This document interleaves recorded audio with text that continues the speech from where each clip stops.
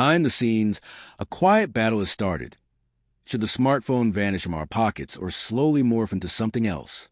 Big Tech's new obsession, life after the smartphone. For more than 20 years, the smartphone has acted as our remote control for daily life. It replaced cameras, maps, MP3 players, and even wallets.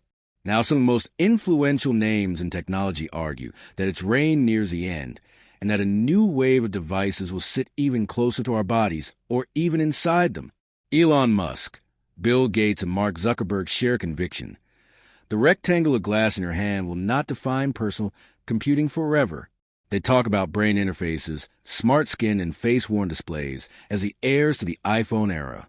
Their timelines differ, their bets clash, but they all see the current model as a transition rather than a destination. For Musk, Gates, and Zuckerberg, the smartphone looks less like a final invention and more like a stepping stone to something more intimate. Standing almost alone at their level, Tim Cook pushes a different message. The Apple chief does not deny change, but he frames the future as a story of coexistence, not replacement. In his view, the smartphone still has deep room to evolve, and Apple intends to keep it the center of a wider ecosystem of devices. The rise of post-phone visions. Elon Musk and the brain-computer shortcut. Elon Musk's future does not rely on screens at all. Through Neuralink, his neurotechnology company, he backs the idea of controlling digital devices directly with the brain. The project already tests brain implants with patients who have lost motor abilities, letting them move a cursor or type with neural activity alone. Musk often stretches his medical use into a broader scenario. He imagines a world where people browse, message, and interact with software just by thinking, with no need to grab a device.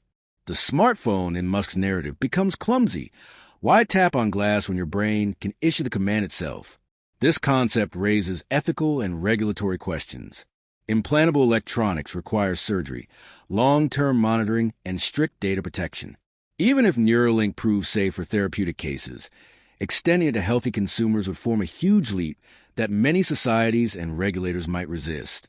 Bill Gates and the idea of smart tattoos. Bill Gates looks at the skin rather than the skull.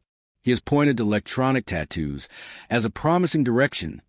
Thin, flexible patches or tattoo-like patterns embedded with nanosensors. They could track health data, offer authentication, or even handle short range.